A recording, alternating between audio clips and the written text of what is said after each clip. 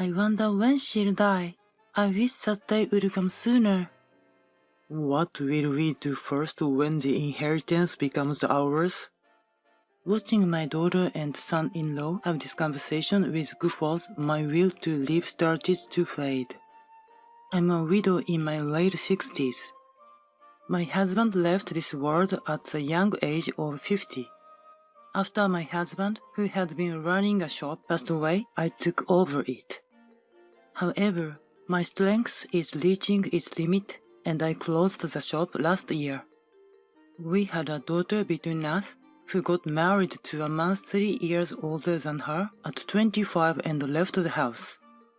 Having retired from running the shop, I was enjoying my quiet retirement life without any worries. But one day, suddenly, I received a call from my only daughter who had left home after getting married. I need your help, Mom. What happened? My husband's company went bankrupt. My son-in-law was a salesman at a major corporation. It was a stable company with generous benefits, and my daughter seemed to be confident about her future life, but it seems the company went bankrupt due to the effects of long-term recession. And my daughter and her husband, who had been living in the company's housing, lost their home due to the bankruptcy. Don't worry, you can come back home. I readily accepted the idea of living together with my daughter and son-in-law. I really appreciate it, Mom. Lisa, I will find a job and move out as soon as possible. Sorry for your inconvenience. Looking at my daughter's worried expression made me feel hurt too.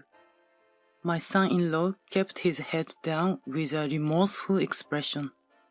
Never mind me. Live comfortably in this house without any worries. It must have been tough for you. Take your time to find work. Little did I know that I would regret telling my daughter and son-in-law these words. At the time, I was convinced that we could live together well, as they seemed grateful. How long are you planning to lounge around? This was half a year after I started living with my daughter and her husband. During the day, I became irritated with someone who was lazing around on the sofa and doing nothing, and I couldn't help but speak out. That person was my son-in-law. He had been diligently job hunting right after they moved in, but it was not going well, and he didn't even go to the job center those days. Eventually, he stopped going out, and he got used to just lounging around on the sofa all day. He even grew a scruffy beard and became a genuine shut-in. Are you job hunting? Can you please respond to me? My son-in-law, who used to behave humbly and politely, was no longer there. He only showed a clearly displeased expression at my words, and he didn't reply. Because he acted as if he was not listening to any words from me, we stopped having conversations recently. Mom, are you nagging him again? Stop, it's annoying. My daughter came down from the second floor and lectured me elegantly.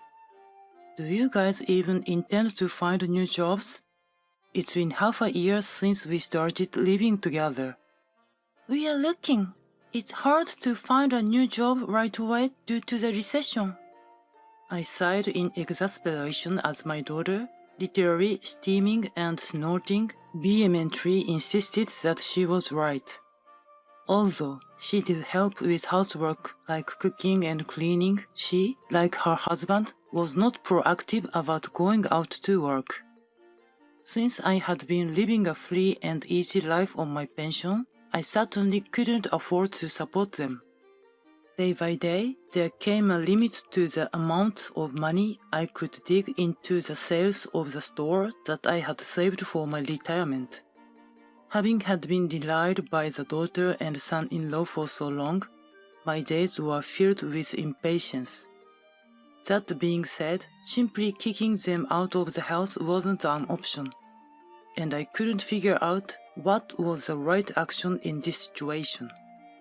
Maybe it was these daily pressures that were taking a toll on my body. What's wrong, Mom? One day, while at home, I collapsed in front of my daughter. When I came to, I saw a white ceiling. Glancing to my side, my daughter and her husband were looking at me with worried eyes. According to my doctor, my diagnosis was cancer. It was already too advanced to treat. It was terminal cancer. You should prepare for a life expectancy of about 6 months. Not only was I diagnosed, but I was also given a prognosis at the same time. I was so flustered, I could only laugh to hide my shock. No way, Mom! I watched my daughter, who broke down in tears upon hearing about my life expectancy, with very calm eyes. Lisa, I'm terribly sorry for all this time. My son-in-law turned to me and shed tears. We've been relying on our kind mother all this time, I'm sorry. My daughter, crying, apologized to me along with her husband. We'll change our ways, find jobs, and work hard from now on. Looking at the two of them, showing signs of remorse, I felt relieved. Finally, my feelings had gotten through. Although I didn't have much time left to live, if my cancer diagnosis led my daughter and her husband to repent, I could see it as a good thing. If you've understood, that's all I need. From now on, you two need to work together and try your best. I decided to spend the time I had left in the house filled with memories of my husband.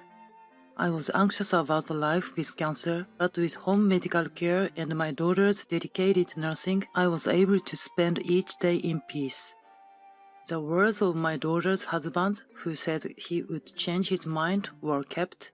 He shaved his beard, dressed up, and seemed to be working hard on job hunting every day. That's how it appeared to me.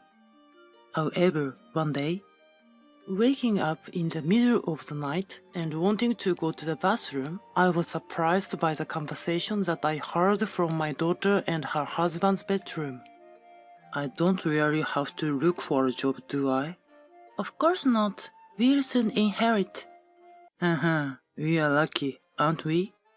I thought I might have misheard the conversation that should have been heard. But the more I concentrated and listened, the more I knew I wasn't mistaken. Until Mom passed away, pretend to be job hunting. Yeah, I'll do that. If we don't show that we've changed our hearts, we won't get the inheritance. That's right. If we don't get the inheritance, I won't do this kind of caregiving. My legs went weak. The one saying such cold lines couldn't be my loving daughter. The more I wanted to believe I had misheard, the more the harsh reality was forced upon me. Knowing that the daughter I had always loved was no longer there, I went back to my room and fell asleep hugging a family photo of my daughter from when she was little. Several weeks have passed since that day, and I told my daughter and her husband that I wanted to talk to them. What do you want to talk about? Who's this man, Mom? My daughter seemed suspicious of the man in the suit standing next to me. This is the lawyer I've hired. He's been helping me a lot with the management of the store. A lawyer? While watching my daughter and her husband become more and more suspicious, I started to speak with a smile. I want to talk about a lifetime gift with the three of us. I thought it necessary to talk properly while I can still make clear decisions. As I said so, I made sure to see the twisted expression on my daughter and her husband's faces. Mom, let's not talk about inheritance. It's a sad conversation. Looking at my daughter, who had returned to her usual worried expression for me in the next moment, I watched her with a calm smile. Let's do it now. It's an important conversation. Eric, please begin. Understood. The lawyer then started to explain the details of the lifetime gift. While maintaining a calm expression, my daughter and her husband couldn't hide their joy. However, their faces gradually turned pale. Stop for a moment. What is this explanation? As the lawyer's talk was about to end, my daughter cut in. Her voice sounded shaky, so I gently told her, "What's wrong? Is there something that bothered you?" "There's nothing to be bothered about." My daughter slammed her hands on the table. "The inheritance we are going to receive is very little." I asked the lawyer to make the lifetime gift to my daughter and her husband about 20% of my total assets. "Mom, this is terrible. It's ridiculous to leave us such a small inheritance." "We've been thinking about you all the time." To my daughter and her husband, who was saying whatever they liked, I showed my cold face for the first time.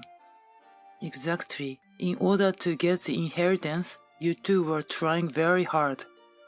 The expressions of the married couple, my daughter and my son-in-law, stiffened instantly. "Mom, what are you saying?" "Did you think I didn't notice anything?" I took a voice recorder. When I showed them in it, they noticed the records written on it, crudely laughing while saying that they had been providing dedicated care and job hunting solely to get their hands on the inheritance. Yes. Since the day I received that shock, I had memorized their conversations by a voice recorder and gathered evidence so they could not pretend not to know or make excuses. You must have had a hard time, both of you, doing the caregiving and job hunting that you didn't want to do. The voice recorder revealed my daughter's real words and attitudes, laughing and saying it would be nice if I died soon. Lisa, please don't take it seriously." "Mom, we were just joking." "Both of you, be quiet." I firmly told my daughter and her husband, who were still making excuses even after regarding the evidence. As for the inheritance, it is as the lawyer explained. The lawyer handed the couple a document detailing the inheritance. "I can't agree to this." My daughter ripped the paper to shreds and threw it away. "This is so unfair. If you are serious about this, I'll challenge your will. You lack the ability." The most common reason used to set a will aside is to claim your relative is not sane. I was appalled at my daughter, who felt a sense of superiority, believing she could get more inheritance by claiming her right as my child.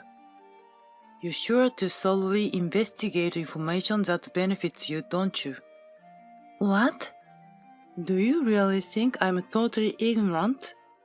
I had also acquired knowledge, thinking something like this might happen.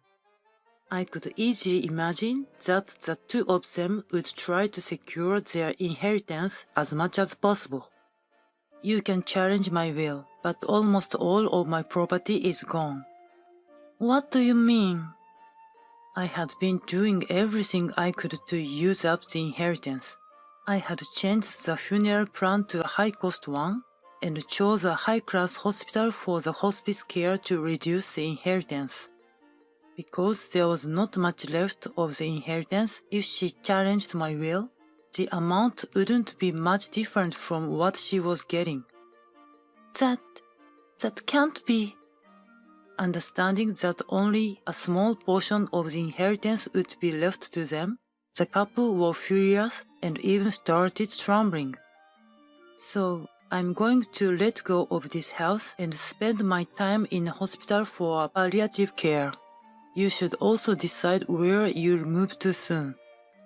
Unlike me, who had a refreshing smile, the couple were taken aback for a while and then said, "You monster! Is this something a parent does? I can't believe it." They were being disrespectful with their foul words. If I'm a monster, what does that make you, who wish for your own mother's death for the sake of inheritance? These words, which I fired at her while staring into my daughter's eyes, made her flinch. If you still want to say something, I'll charge you for all the living expenses during the time we lived together. When I asked the lawyer if that would be possible, he nodded emphatically. Watching my interaction with the lawyer, the couple finally dropped their shoulders. After a while, as I had told them, I was admitted to a hospital where I could receive palliative care. The couple continued to demand money persistently after that, but I asked the security guard to get rid of them at the gate.